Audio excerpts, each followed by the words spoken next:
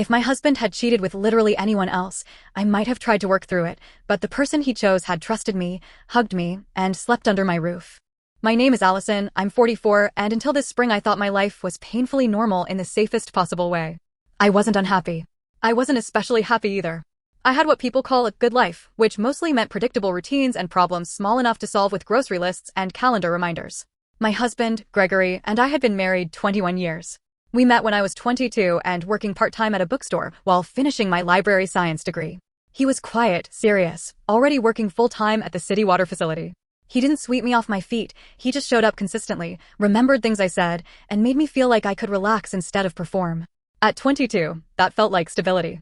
At 44, I realized it was also the foundation of everything I built my life on. We had one child, Connor, now 19. He just finished his first year of college and moved back home for the summer.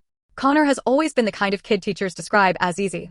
He followed rules, kept his grades up, never snuck out, never got into trouble. He spent more time on his computer than with people, but he was kind, polite, dependable. The kind of son who still hugged me goodbye in public even as a teenager. And then there was Paige. Connor met Paige his junior year of high school. She transferred in mid-semester and somehow gravitated toward him, which surprised everyone, including him. Paige was warm in a way Connor wasn't. She talked to strangers, laughed easily, cried openly, hugged everyone like she'd known them for years. She filled space. Connor made space. Together they somehow worked. By the time they graduated, she was basically part of our family. She didn't have the easiest home life, nothing dramatic, just crowded and tense, so she was at our house constantly. Weeknights, weekends, holidays. She helped me decorate the Christmas tree. She sat with me at the kitchen table while Connor played games upstairs and told me about her plans, her worries, her fights with her parents. I drove her to job interviews. I helped her pick out clothes for her graduation photos. Once, when she had a stomach bug, she slept in our guest room so she wouldn't have to go home sick. I never questioned it. It felt like the kind thing to do. Gregory got along with her too. He wasn't overly affectionate with anyone, but he'd tease her about her coffee orders or complain jokingly about her taste in music. She called him Mr. Pierce at first, then Greg, then eventually just talked to him like he was another adult in the house. Looking back, I can see moments that should have registered as odd, but at the time they just blended into the background. He'd offer to drive her home if it was late, even when Connor was perfectly capable. He'd linger in the kitchen talking to her after I'd gone upstairs. Once I came down for water and found them laughing about something on his phone, standing closer than necessary. They stepped apart when they noticed me, not guiltily exactly, just abruptly, like kids caught doing something they couldn't explain. I remember thinking, that's a little weird. And then I immediately dismissed it because what was the alternative? That my middle-aged husband had inappropriate intentions toward our son's girlfriend? The thought was so absurd it felt insulting to even consider. Gregory had always been the steady one. Not flashy, not charming, just reliable. He coached Connor's robotics club when they needed volunteers. He showed up to school events even when Connor said it wasn't necessary. He paid bills on time, fixed things around the house, never raised his voice. He wasn't the kind of man you picture blowing up his own life. If anything, I sometimes worried he was too predictable. We didn't fight much, but we didn't talk deeply either. Our evenings were quiet: dinner, TV, phones, bed. On weekends, he worked in the yard while I ran errands or read. We were comfortable in a way that felt permanent, like worn furniture that still did its job. Paige added energy to the house. She convinced Connor to go out more, try new restaurants, watch movies that weren't sci-fi or documentaries. Sometimes she'd pull me into it too. There were nights the three of us sat around the table playing board games while Gregory watched from his recliner, smiling faintly like he enjoyed the noise even if he didn't participate. It felt wholesome. Safe. The kind of domestic life people post about with captions like, grateful. When Connor left for college, Paige came over even more. She was taking a gap year and working part-time at a clothing store in the mall, trying to save money and figure out what she wanted to do. Without Connor home, the house felt too quiet, and I think she missed him just as much as I did. We developed our own routines: coffee on the back porch, grocery runs together, trashy reality shows Gregory refused to watch. Sometimes Gregory would join us, leaning against the counter while Paige talked about customers at work or drama with her friends. He seemed more animated around her than usual, asking questions, making dry jokes. I told myself it was just nice for him to have someone bringing life into the house too. Connor came home every other weekend. Those were the happiest days, the house loud again, Paige glued to his side, Gregory grilling outside like nothing had changed. If there was tension underneath, I didn't feel it. I was too relieved to have my family together. The spring semester ended, and Connor moved back home for the summer. Paige practically moved in too. Not officially, but she was there most nights. She kept spare clothes in Connor's room, toiletries in the upstairs bathroom, snacks she liked in our pantry. Sometimes I'd wake up in the morning and hear her laughing downstairs before I even remembered she was staying over. I used to think, this is what success looks like. A full house. People choosing to be here. The day everything broke was painfully ordinary. A Tuesday. Gregory had left for work early. Connor was sleeping in after staying up gaming with friends. Paige had a morning shift at the mall. I was off that day, catching up on laundry and mundane tasks that make you feel productive without actually changing anything. Gregory had forgotten his tablet on the kitchen counter. He usually took it to work, but that morning it was just sitting there next to his coffee mug, screen dark. I noticed it because Gregory is the kind of person who never forgets things. He double-checks locks, alarms, car doors. If something's out of place, it stands out. I remember thinking I should text him to let him know. Then it started buzzing. Not once. Not twice. Over and over, a steady vibration against the countertop that sounded almost frantic. At first I ignored it, assuming it was work emails or notifications. But it kept going, lighting up every few seconds, the screen flashing with new messages.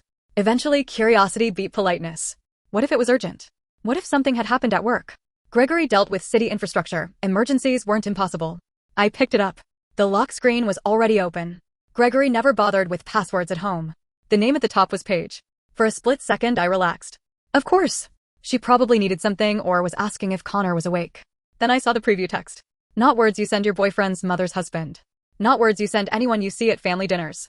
I felt my stomach drop so fast it was like missing a step on the stairs. I opened the thread. I won't repeat the messages. I can't.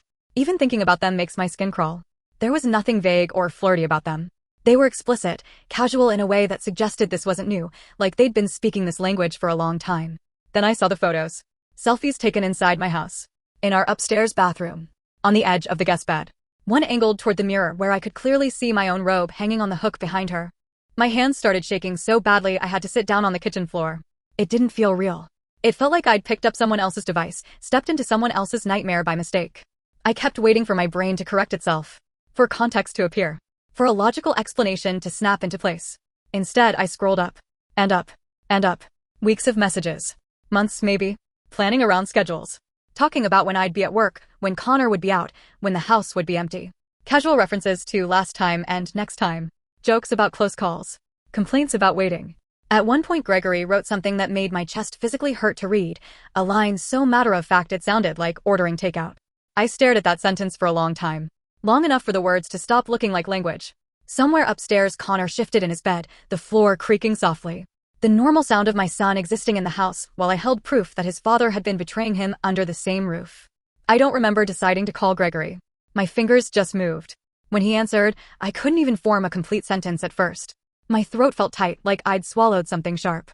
He said my name twice, concerned, asking what was wrong. Finally I managed, your tablet. Paige, you need to come home. There was a long silence on the other end. Not confusion. Not denial. Just silence heavy enough to tell me everything. Then he said quietly, I'll be there soon. No questions. No explanation. Just acceptance. I stayed on the kitchen floor until I heard his car pull into the driveway. And in that moment, before the front door opened, I realized something that made the whole situation even worse. A part of me already knew there was nothing he could say that would put our life back together. Gregory didn't rush inside. I heard the car door close, then nothing for several seconds, like he was sitting there gathering himself. That pause felt worse than if he'd come and panicked. It meant he knew exactly what he was walking into. When the front door finally opened, the house sounded too loud. Every small noise carried the hinges, his footsteps on the tile, the faint hum of the refrigerator. I was still on the kitchen floor, leaning against the cabinet like my body had forgotten how chairs worked. He stopped when he saw me. Not shocked. Not confused. Just tired. Like this was something inevitable he'd been postponing. His eyes flicked to the tablet on the counter, then back to me. I'm sorry, he said quietly. Not what are you talking about? Not this isn't what it looks like. Just an apology delivered before I'd even asked anything. I forced myself to stand up. My legs felt numb, unreliable, like they belonged to someone else. How long? My voice sounded flat, almost calm, which scared me more than screaming would have. He rubbed his face with both hands. A few months. A few months. Not a mistake. Not a one-time lapse. A sustained, deliberate betrayal happening while we ate dinner together, watched TV together, lived side by side like nothing was wrong. Why? I asked. He shook his head slowly, eyes on the floor. I don't know. It just happened. That answer hit me harder than anything else. If he'd said he was miserable, lonely, unhappy, at least it would imply something had broken between us. But it just happened, made it sound like our marriage was irrelevant, like he'd stepped over it without even noticing. Do you love her? The question came out before I could stop it. No, he said it immediately, almost too quickly. No. It's not like that. Then what is it like, Gregory? My voice cracked on his name. I couldn't remember the last time I'd said it with anger. He didn't respond right away. He walked to the sink, braced his hands on the counter, staring out the window like the backyard might offer instructions. It was physical, he said finally. That's all. Physical. As if that made it smaller. Less destructive. My mind kept replaying the messages, the photos, the casual tone of someone who felt completely comfortable in our home. In this house? I asked, though I already knew the answer. Another pause. Sometimes. I felt something inside me snap, not loudly, not dramatically, just a quiet break like a thread pulled too tight. While Connor was here, he closed his eyes. Not when he was home. That wasn't the reassurance he seemed to think it was. I grabbed the nearest glass from the counter. I don't remember deciding to throw it, only the sudden explosion of sound as it shattered against the wall behind him.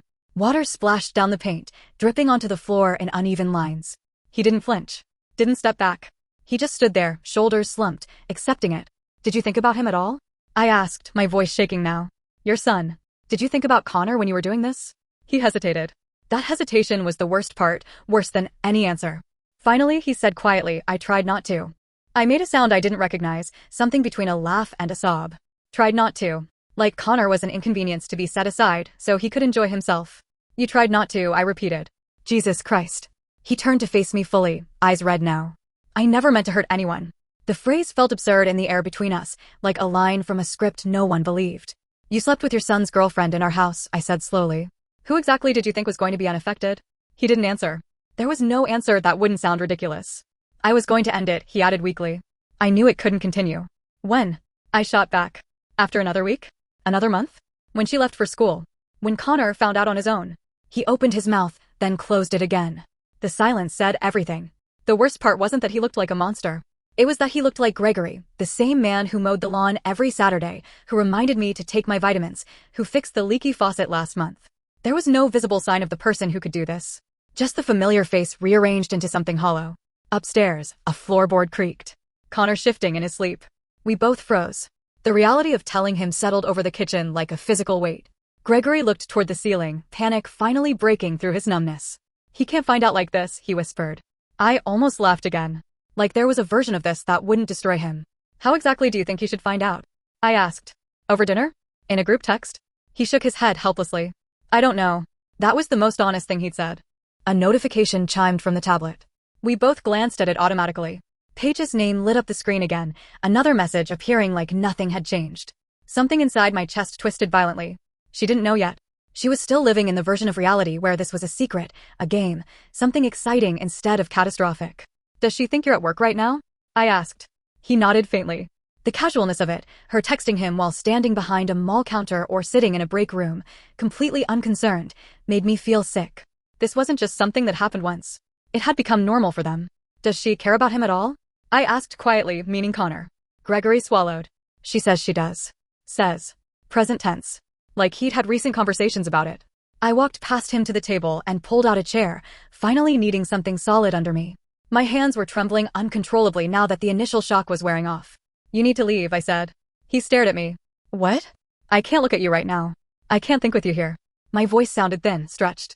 Go to Marcus's. Or a hotel. I don't care. I don't want to leave you alone like this. I looked up at him, really looked, and something cold settled in my chest. You left me alone a long time ago, Gregory. I just didn't know it. That seemed to land. His shoulders sagged further, like the last bit of resistance had drained out of him. He nodded slowly. Okay, he said. I'll pack a bag. Watching him walk upstairs felt surreal, like observing a stranger move through my husband's body. Drawers opening, footsteps back and forth, the zipper of a suitcase. Ordinary sounds from an ordinary day layered over something anything but ordinary. I sat at the table staring at the tablet, fighting the urge to smash it too. Part of me wanted to read more, to understand the full extent of what they'd done. Another part knew there was no version of this information that would make me feel better. Gregory came down about 15 minutes later, duffel bag slung over his shoulder. He looked older somehow, lines around his mouth deeper than I remembered. I'm sorry, he said again, standing awkwardly near the door. I know that doesn't mean anything right now. It didn't. The words bounced off something numb inside me. He hesitated. Are you going to tell him? My throat tightened. Yes. He nodded, eyes glistening. I should be the one. No, the word came out sharper than anything I'd said so far. You don't get to control how this happens. He flinched slightly, but didn't argue. Text me when you get there, I added automatically, the habit of 2 decades slipping out before I could stop it. The normality of the request felt grotesque. I will. He opened the door, paused like he might say something else, then stepped outside. The door clicked shut behind him with a quiet finality that felt louder than the shattering glass had. A few seconds later, I heard his car start. The engine faded down the street until there was nothing left but silence. I sat there for a long time, staring at the empty doorway, trying to absorb the fact that my husband no longer lived here. That the life I'd woken up to that morning was already gone. Upstairs, Connor's alarm started going off, a harsh electronic sound that usually annoyed me. Today it felt unbearable, like reality demanding attention I couldn't give. It rang and rang until finally it stopped. Then came the sound of his footsteps crossing the floor, slow and groggy, heading toward the stairs. Panic surged through me. In a few seconds, he would walk into this kitchen expecting breakfast, normal conversation, maybe teasing about sleeping late. He would have no idea that his father had just packed a bag and left because of something unspeakable. I didn't know how to tell him. There was no script for this, no gentle version, no way to protect him from the truth. His shadow appeared on the wall first, then he stepped into the doorway, hair messy, eyes half closed. "Morning," he mumbled. I opened my mouth, but no words came out. And in that moment, I realized telling him was going to break something that could never be repaired, not just between him and his father, but inside him too. Connor noticed something was wrong immediately. Not because I said anything I still couldn't, but because the kitchen didn't look like a normal morning. There was broken glass swept into a pile near the trash can, water streaks drying on the wall, Gregory's tablet sitting in the middle of the table like evidence. He frowned, fully awake now. What happened? My mouth felt dry, like I'd swallowed chalk. I gestured vaguely toward the chair across from me. "Sit down." That was all it took. His posture changed, shoulders tightening, eyes scanning my face the way you do when you're bracing for bad news. "Is it Grandma? Did something happen?" "No," I said quickly. "Everyone's fine. Physically." The qualifier hung there, heavy. He sat slowly. "Where's Dad?" I stared at my hands, trying to find a starting point that wouldn't shatter him instantly. There wasn't one. Every version of the truth was a wrecking ball. "He left for a few days," I said, hating how weak it sounded. Connor blinked. "Why?" My throat closed. Tears finally started slipping out, silent and uncontrollable. I hadn't cried in front of Gregory. I hadn't cried while reading the messages. But something about Connor's face, open, trusting, broke whatever was holding me together. "Mom, what's going on?" His voice sharpened with panic. I forced the words out. "Your dad did something really wrong." Connor leaned forward, elbows on his knees. "Like what? Did he lose his job? Is he sick?" I shook my head, crying harder now. "No. It's about Paige." Everything in his body stilled. "What about Paige?" I couldn't say it. I physically couldn't form the sentence. My chest felt like it was caving in. Connor's voice dropped to a whisper. "Mom, what about Paige?" I grabbed the tablet and pushed it across the table toward him, hands trembling so badly it almost slid off the edge. I found messages I managed. Between them. He stared at the device like it might explode. "Between who?" My lips barely moved. "Your dad. And Paige." For a second he didn't react at all. Then he gave a short, disbelieving laugh. "That's not funny." "I'm not joking." His expression shifted from confusion to irritation. "Mom, seriously." "Read them," I said, my voice breaking. He picked up the tablet slowly, still looking annoyed more than worried. He tapped the screen, scanned the first message, then the next. I watched the exact moment comprehension hit. It was like watching a window shatter from the inside. His face drained of color. His jaw tightened. He kept scrolling, faster and faster, like if he reached the top it would stop being true. Finally he stopped. His hands were shaking now too. "This isn't real," he said quietly. "Not to me. To the air." I didn't respond. There was nothing to say. He looked up at me, eyes wide and glassy. "This is fake. Someone hacked him or something." I wished that were true. He shook his head, backing away from the table slightly. No, he wouldn't do that to me." His voice cracked on the last word. The shift from anger to hurt was devastating. "I'm so sorry," I whispered. He pushed the tablet away like it had burned him. "How long?" "Months." He covered his mouth with his hand, breathing hard through his nose like he was trying not to be sick. "In this house." I nodded. His eyes darted toward the hallway, toward the stairs, as if the walls themselves were suddenly contaminated. "While I was here?" "Not when you were home," I said automatically, repeating Gregory's line before I could stop myself. Connor laughed, a hollow, broken sound. "Oh good. That makes it so much better." I had no defense for that.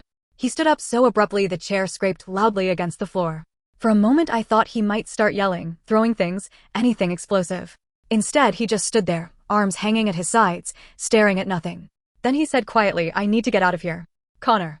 But he was already walking toward the door. No shoes, no phone, just moving like the house was on fire. "Please don't drive like this," I called after him, panic surging. He didn't answer. The front door slammed hard enough to rattle the windows. A second later, I heard his car start, tires squealing as he pulled out of the driveway too fast. The silence afterward felt unbearable. I tried calling him. Straight to voicemail. I texted, "Please tell me you're okay." No response. Hours passed. I paced the house, sat down, stood up again, checked my phone every 30 seconds. I called Gregory once out of pure panic, then hung up before it connected. I didn't want to hear his voice. I didn't want him involved in tracking down the damage he'd caused. Connor didn't come home that night. Or the next. I barely slept. Every sound outside made me look up, hoping it was his car. My imagination kept feeding me worst-case scenarios, accidents, fights, him hurting himself. I felt like my body was vibrating nonstop. On the second evening, Paige's mother called. Her name flashed on my phone, and for a moment I just stared at it, heart pounding. I almost didn't answer, but avoiding it wouldn't make anything easier. Her voice was tight, brittle. "Allison, I think you know why I'm calling." So Connor had told someone. Of course he had. There was no way to carry something like that alone. "Yes," I said quietly. A long silence. "Then, is it true?" My eyes filled again. "Yes." She exhaled sharply, like she'd been punched. "My daughter says it just happened. That it was mutual. That they had a connection." Her voice cracked on the last word, disgust and disbelief tangled together. The idea of Gregory and Paige framing this as some kind of romance made my stomach twist. "I don't know what she told you," I said carefully, "but I can tell you it went on for months." Another silence, heavier this time. I could hear someone else in the background, probably her husband, asking questions in a low, angry voice. "She is not coming back to your house," Paige's mother said finally, tone suddenly firm. "Ever." "I wouldn't allow it," I said, surprised at how steady I sounded. "Good," she replied, though there was no relief in it. "Just exhaustion." "Connor, is he okay?" I swallowed hard. "I don't know where he is." Her sharp intake of breath told me she understood exactly how bad that was. "He'll come back," she said, softer now. "He's a good kid." I hoped she was right. Connor finally returned late that night. I heard the door open quietly, like he didn't want to wake anyone, old habits persisting even now. I rushed into the hallway and found him standing there in the dark, shoulders slumped, eyes hollow. He smelled like outside air and gasoline and something faintly sour, like he hadn't eaten all day. "Where were you?" I asked, trying to keep my voice calm. "Driving," he said. "Are you hurt? Did anything happen?" He shook his head. Relief flooded through me so hard my knees felt weak. I stepped forward, wanting to hug him, but he took a small step back without even seeming to realize he'd done it. That tiny movement hurt more than if he'd yelled at me. "I'm sorry," I said, because I didn't know what else to say. He nodded once, eyes fixed somewhere over my shoulder. I broke up with her. Of course he had. The finality in his voice made it clear there was no conversation, no closure, just a clean cut. "Did she say anything?" I asked cautiously. He let out a humorless laugh. "Yeah, that she didn't mean to hurt me." He shook his head. "Same thing Dad said." The parallel landed like a punch. Connor moved past me toward the stairs. "I'm tired. Do you want to talk?" "No." He went into his room and closed the door, not slammed, not dramatic. Just shut. That was the last real conversation we had for weeks. After that, he withdrew into himself in a way that scared me more than anger would have. He slept during the day, stayed up all night, barely ate. His summer classes, ones he'd been excited about, quietly disappeared from his schedule. When I asked, he just said he wasn't going. Gregory texted occasionally asking about him. I answered in short, factual sentences. Alive. Home. Not talking. I refused to be the bridge between them. Connor refused to speak to his father at all. Blocked his number. Ignored emails. When Gregory tried to drop off things from the house, Connor stayed in his room until he was gone. One night around 3 a.m, I woke up to the sound of footsteps pacing in the hallway. I opened my door a crack and saw Connor walking back and forth, arms wrapped around himself, head down like he was trying to physically contain something. "Can't sleep?" I asked softly. He startled, then shook his head. "Want some tea?" Another shake. He stood there for a long moment, then said quietly, "Was any of it real?" My chest tightened. "What do you mean?" "Us. Our family. Them." He swallowed hard. "Did they laugh about me? Like in those messages?" I didn't know how to answer without either lying or destroying him further. "I don't know," I said finally. He nodded slowly, like that confirmed his worst fears, then went back into his room and closed the door. I leaned against the wall outside, fighting the urge to scream. Because that was the part Gregory hadn't seemed to understand. This wasn't just about a marriage ending. It was about our son losing the basic assumption that the people closest to him were safe. And there was nothing I could do to give that back. Gregory stayed at his cousin Lenny's apartment across town. Functional, temporary, the kind of place no one chooses unless they have to. For the first week, he texted me every morning and every night, the same restrained messages like he was afraid of provoking me. "Did Connor eat today? How are you holding up? I'm here if you want to talk." I answered only when the question involved Connor's safety. "Yes. He's home. He's sleeping." No, he's not talking. Everything else I ignored. I couldn't handle Gregory's concern on top of everything else. It felt obscene, like an arsonist asking if the house was still warm. After about 10 days, he asked if we could meet in person. I stared at the message for a long time. Part of me wanted to refuse forever. Another part, the part built from 21 years of shared life, needed to see him, to confirm he was real and not some hallucination that had replaced my husband overnight. We met at a coffee shop halfway between our houses. Neutral territory. Public enough to prevent a scene. He looked thinner. Not dramatically, but enough that his clothes hung differently. His hair was messier than usual, beard starting to come in unevenly. Gregory had always been meticulous about appearance. Seeing him disheveled made something twist painfully in my chest. For a few seconds we just stood there, unsure whether to hug or shake hands or nothing at all. We settled on nothing, sitting across from each other like coworkers forced into an awkward meeting. "I'm glad you came," he said quietly. I nodded but didn't respond. He wrapped his hands around his coffee without drinking it. "How is he?" "Not good." The words came out flat. He dropped his summer classes. Barely leaves his room. Gregory closed his eyes briefly, jaw tightening. "I want to see him." "He doesn't want to see you." "I know." His voice cracked. "But I need to try." I shook my head. Showing up uninvited will only make it worse. Silence settled between us, thick and uncomfortable. The background noise of the cafe, espresso machines, quiet conversations, chairs scraping, felt surreal, like we were inside a normal world that had nothing to do with us. Finally he said, "I'll do anything to fix this." I looked at him sharply. "You can't fix this." "I can try." His eyes were red, desperate in a way I'd never seen. "Therapy. Counseling. Whatever it takes." "For what?" I asked. "Us? Him? Your conscience. All of it." I studied his face, searching for the man I used to know. He looked sincere. Miserable. Not defensive, not angry. Just broken. And that made everything worse. Because it would have been easier if he'd turned into a villain. If he'd justified it or blamed me or acted cold. Instead, he seemed genuinely horrified by the damage, like he'd set off an explosion without understanding how big it would be. "Why her?" I asked quietly. "Of all people, why Paige?" He stared into his coffee. "I don't have a good answer." "Try." A long pause. "She made me feel noticed." He winced slightly, like he knew how pathetic it sounded. "Not like a dad. Not like someone middle-aged. Just like a man." I felt something cold spread through my chest. "So you destroyed your son's life to feel young." "That's not how I thought of it," he said quickly, then stopped, realizing how useless that sounded. I wasn't thinking clearly. "That much is obvious." He swallowed hard. "I never stopped loving you." The sentence hung there, fragile and absurd at the same time. I almost laughed, but the sound stuck in my throat. "You don't get to say that." "It's true." "Then your definition of love is terrifying." He flinched like I'd slapped him. "I know I don't deserve forgiveness," he said. "But I'm asking for a chance to earn it." I stared at him, suddenly exhausted. I don't even know what forgiveness would look like. Moving back in? Pretending this never happened? Sitting across from you at dinner while our son avoids eye contact? "No," he said quietly. "Just not giving up completely." Before I could respond, my phone buzzed. Connor's name on the screen. My heart jumped. He almost never called. "Connor." I answered immediately. His voice sounded flat, distant. "Are you with him?" I glanced at Gregory, who was watching me with tense anticipation. "Yes." A pause.